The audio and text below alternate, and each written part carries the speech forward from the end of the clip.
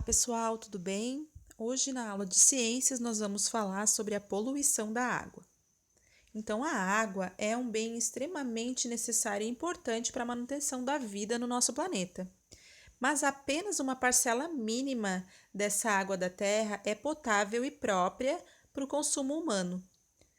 Então, a água poluída é a água que apresenta alterações físicas, como cheiro, cor ou sabor.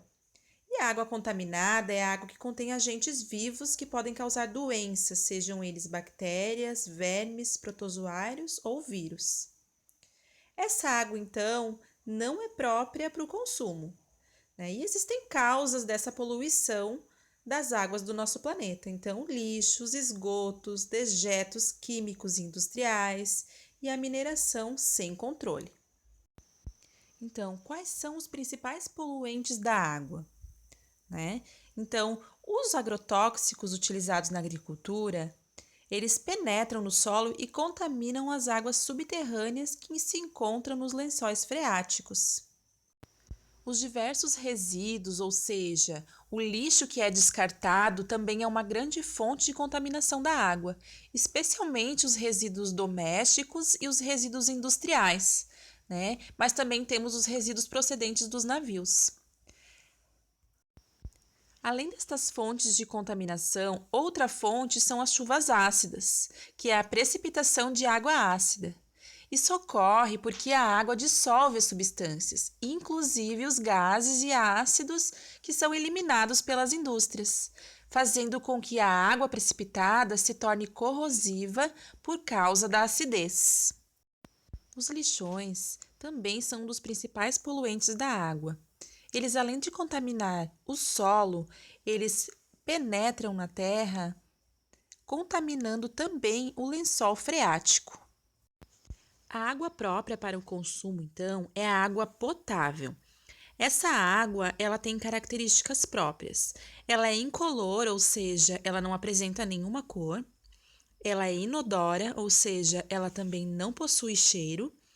E ela também é insípida, ou seja, ela não tem sabor, né? E sem micróbios, sem bactérias, sem micro-organismos. Então, a água salobra é uma água imprópria para o consumo humano, porque tem muitos sais dissolvidos, né? A exemplo, então, da água do mar. Então, é muito importante que a água que nós consumimos seja de qualidade, né? Caso contrário, ela pode ser um meio de multiplicação de doenças e por isso não devemos utilizá-la sem antes ter informações de que estão livres de contaminação. Então, vamos conhecer algumas doenças que podem ser contraídas pelo ser humano caso entre em contato com uma água contaminada.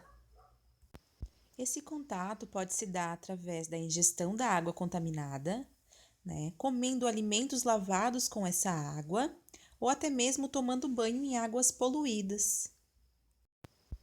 Estas são algumas doenças que podem ser contraídas através da água contaminada. A leptospirose é uma doença causada por uma bactéria. Pode-se contrair, então, a leptospirose quando uma pessoa entra em contato com a água contaminada por urina de animais infectados, especialmente por ratos de esgoto. Geralmente, essa contaminação ocorre após enchentes causadas por fortes chuvas. A bactéria causadora entra pela nossa pele e mucosa. A esquistossomose também é uma outra doença causada pelo contato com água contaminada. Ela também é conhecida como barriga d'água. O hospedeiro principal do agente da esquistossomose é o homem, que coloca os seus ovos nas fezes do ser humano e que são disseminados na natureza. Esses vermes parasitas também utilizam os caracóis e caramujos como hospedeiro secundário. Esse, então, é o ciclo de contaminação da esquistossomose.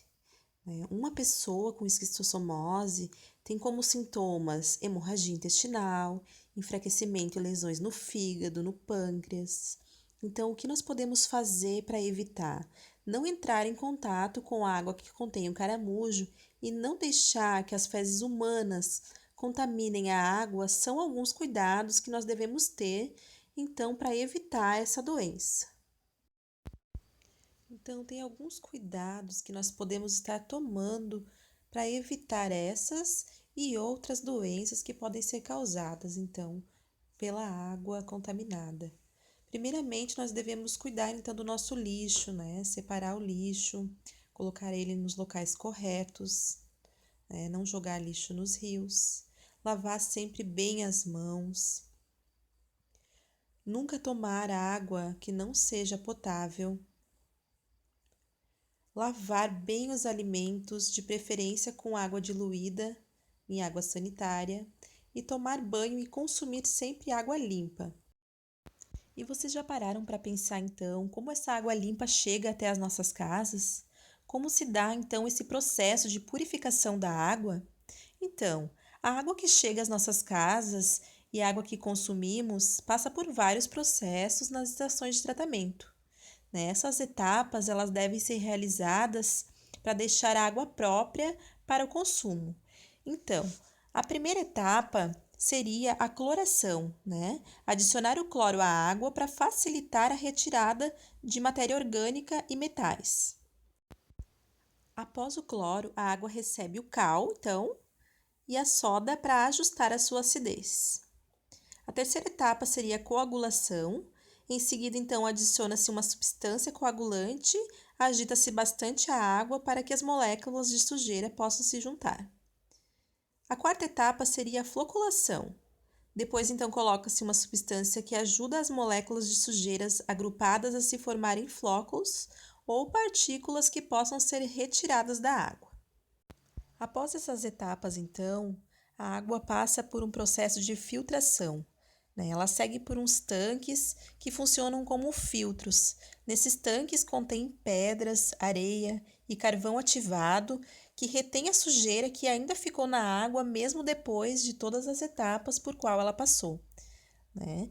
Logo após isso vem o processo de alcalinização, desinfecção e fluoretação, né? A fluoretação trata-se de uma etapa em que é adicionado flúor na água, que ajuda então a prevenir a cárie dentária.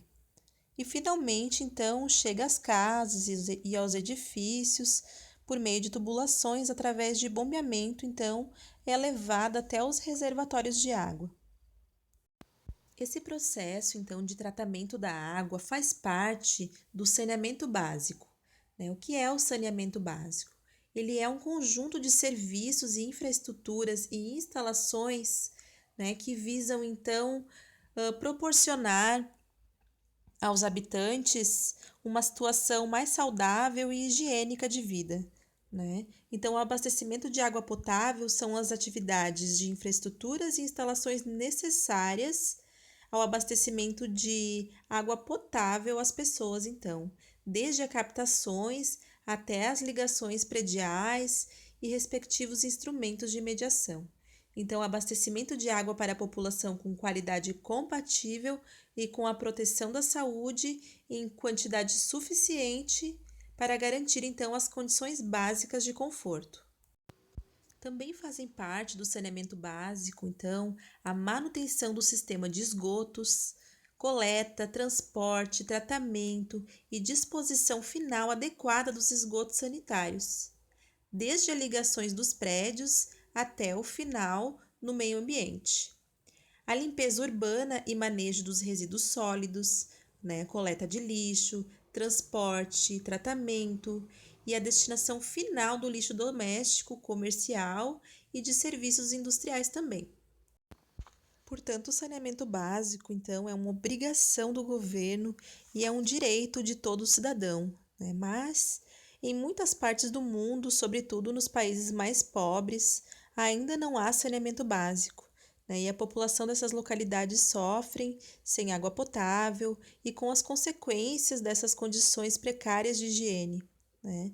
Porém, com medidas de saneamento básico, é possível garantir melhores condições de vida, de saúde para essas pessoas, evitando então a contaminação e a proliferação de doenças.